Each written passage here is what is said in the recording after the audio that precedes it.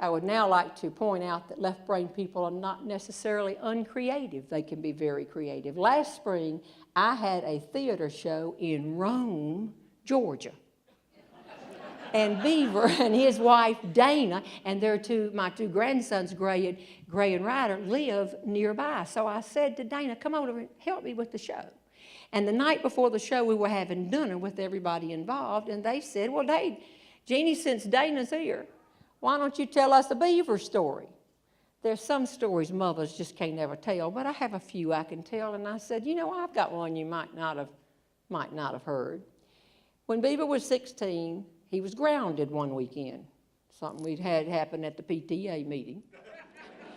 Actually, he was grounded more than one weekend.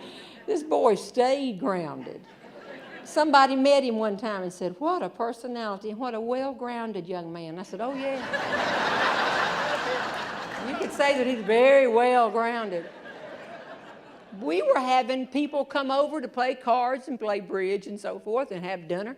And so Beaver said, I can't believe that. You're having people over here and having fun when I can't go out? You've grounded me. I said, we didn't do anything wrong. He said, but if I'm in the house on a Saturday night, they'll know I'm grounded. I said, honey, everybody in town knows you're grounded.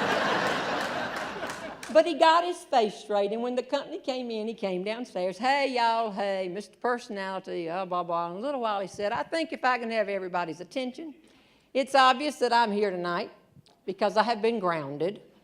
I've had something to eat, and I just want to wish everybody a nice night. I think I'll just go upstairs and go to bed. And up he went. We said, wow, he must be tired. A little while later, Left Brain had to go upstairs and get something, and he peeked in on him and came back and said, he's sound asleep, sound asleep. He must have been worn out. He needs his time at home, and he'll probably thank us on Monday for having all this wonderful time at home. And the company came, and we ate, and then they left and everything. We were getting ready to go to bed. And Left Brain said, I think I'll just check on Beaver one more time. And he went in and came back and said, he's worn out. He hadn't moved a muscle in 3 hours. Some of y'all have either had teenage boys or been a teenage boy. I looked right at Left Brain. He looked at me. We went in that bedroom and pulled that cover back, and there were pillows from Beaver's bed, pillows from the guest bedroom, and Beaver is 6'8". There was a trash can turned upside down in it. It looked like a 6'8" person sitting right there. And immediately Left Brain said, the cars. And he went out and came back and said, I got the keys. He's on foot. I said, he's not on foot. There's some teenage hussy waiting around the corner for him. They call here all the time. Left Brain said, I don't know if there was a teenage hussy, but somebody was waiting on him. His group of buddies were waiting on him. I will guarantee you, sitting right there, some of them, they were waiting on him. This thing was planned and thought out. And I said, what are we going to do? You going to go looking for him? He said, no, I'm not riding around Alamance County looking for this. Heavens, no. We know his friends. We know when his friends have to be in. And about 15 minutes before his friends have to be in, they'll bring Beaver back here. And this is where I illustrate how creative a left-brain person can be. He said, I think we have two choices.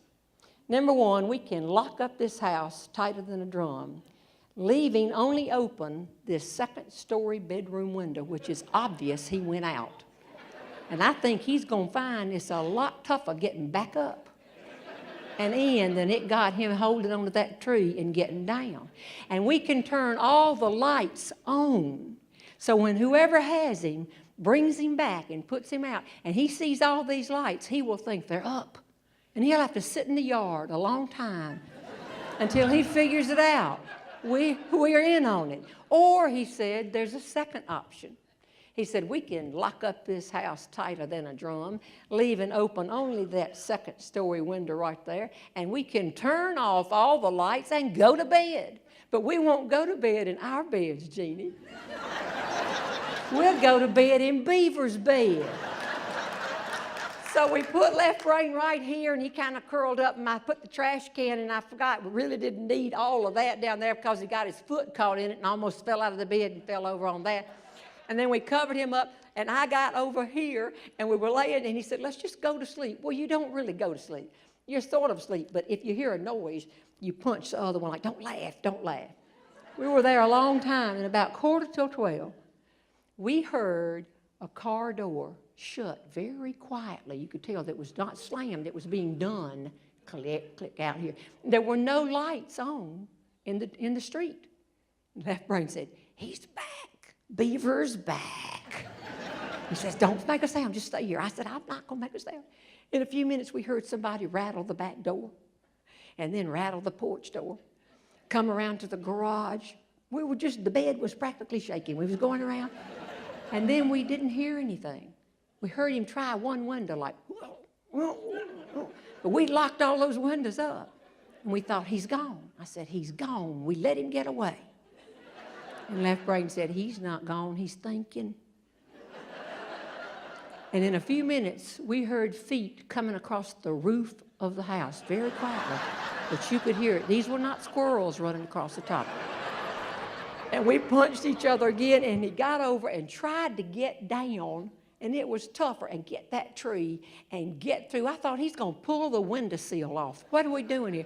But we held on, and finally he made it in, and we could tell he took off his shoes, took off some of his clothes, and came over.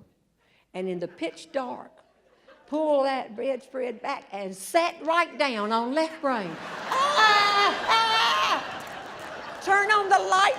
Oh, y'all are so funny. Y'all are so funny. All the parents in North Carolina, and I got to get two who think they're so funny.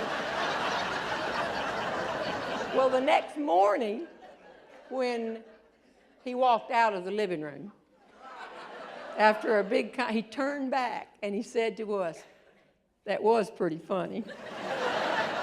Now, as I finished this story in Rome, Georgia last spring, it suddenly dawned on me, I'm telling this story to his wife, Dana. I'm telling, and I thought, oh my gosh, I might have messed up here. So I said, Dana, I should have told that. That's probably not one you know. And she said, oh no, Jeannie, I know all about it. I was the teenage hussy who picked him up.